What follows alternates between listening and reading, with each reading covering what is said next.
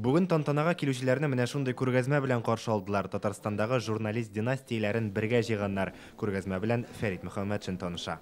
Это уж известно сөймикә журналы. Абыйлы инеле, опалы сеңелле, ирле хатынлы, хәтта балалары, кичкенә балалары инде журналистика профессиясына килүче кешеләр бар. Беренче мәртәбәгә 19 гаиләне таптык. Әлеге йөзләрнең күбесе сезгә яхшы таныш. Алар үз гомерләрен матбугатка, кешеләргә мәгълүмат җиткерүгә багышлаган. Үзләре генә дә түгел, гаиләләре белән. Татарстанда барлыгы 40лап журналист династиясе бар дип исәпләнә. Димәк, аларны барлау әле дәвам итәчәк. Шәһри Казан газетасы баш мөхәррире Радик Сабиров журналистикада инде 20 ел. Кызлары да бу юлны дәвам итәр мөгаен. Мәкаләләр язалар, Илүзә Шаян ТВ каналында, Галия YouTube'та татарча тапшырулар алып бара. Аларның менә шушы журналистика кирип китүләре, дөресрәк кирип барулары, аларның ничектер күзаллауларын киңәйтә.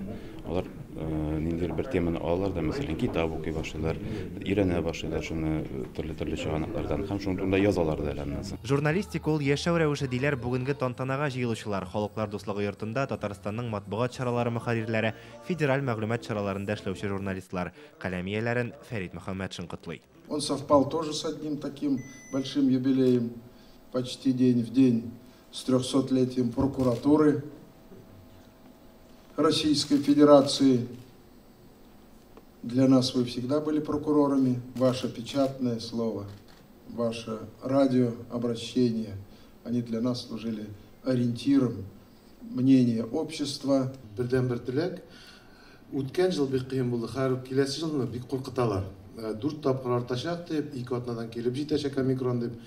Шуңа барыгызга да сәламәтлек, төпле материаллар, халык белән сөйләшү, аралашу, халыкчан булу. Татарстан милли газета журналларны саклап кала алган аз төбәкләрнең берсе. Бездә 425 басма матбугат чарасы бар. 122 газета һәм 47 журнал татар телендә, 209 газета һәм 150 журнал рус, 5 газета чуаш телләрендә чыга. Керәшен һәм удмуртча берешәр басма бар. Читтә туган телне саклау ул аеруча җаваплылык өсти, чөнки Татарстанда туган телгә мөнәсәбәт бер төрле булса, Татарстаннан читтә ул башкача. Вакыт журналистиканы да үзгәртә ди каләмияләре. Яңа эш алымнары, объектив булу, фейк хәбәрләргә каршы тору. Булар барсы да замана таләбе. Планшетта яки анда ноутбукта җыясың да, тик матч барганда шуны тапшырасың, син кайтып җиткәнче редакциягә синең материалың чыккан була. Тантанада Татарстан Дәүләт Советы рәисенең рәхмәт хатларын да тапшырдылар. Бүләкләнүчеләр арасында безнең хезмәттәшебез Болгар радиосы алып баручысы Нойлә Гыйбадуллина да бар.